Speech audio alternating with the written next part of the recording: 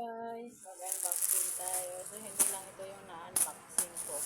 Ang dami pa nasa ilalim ng kama. Tara, ready na ba kayong buksan to? Kasi gusto ko lang siya. Mura kasi. Basta nagsisale siya. Kapag talagang nakapagbukas ako ng ano. Pero yun, kahapon ko lang in-order to. Tapos dumating agad. Yun. Ay, hindi ito. Ito muna. Ito muna. Bakit ganun? Binuksan na open. Yun, dumating na. Para kay Happy. Yun. Yay. 1, 2, 3, 4. Kasi parang ang liit. Tuwan kaya niya to. Siyempre, kasi gusto ko happy siya. Kasi araw-araw siya nagtatrabaho. Kahit linggo nagtatrabaho siya. Kaya binigyan ko siya ng ganito. Pero maganda siya. Furnish, maganda.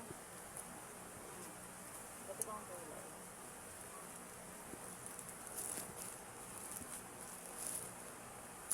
Gusto mo ba niya to? Tingin ako. Mag-gustuhan niya to. Kasi gusto ko maiksi lang yung short niya. Para kung matutulog man siya, ganito lang. Kasi nakaboxer lang siya. Ayaw nga niya ng ano. Hindi siya nag-drip. Kaya pinili ko siya ng ganito. Para lang kasi siyang bata.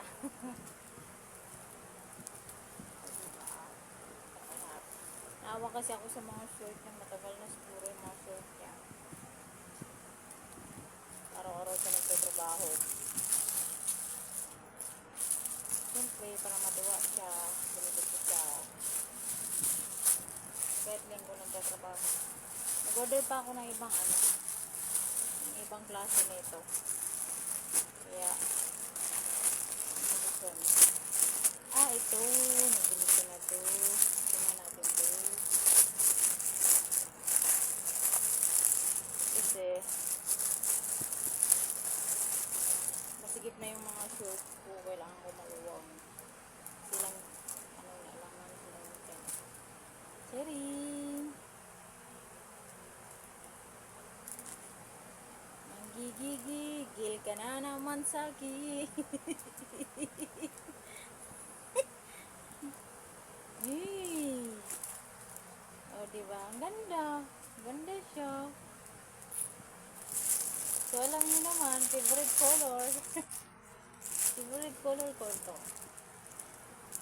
Tingin. Ay, wow. Charing-charing. Salamat sa panonood. Sana nagustuhan niyo yung pag-unboxing ko. Bye!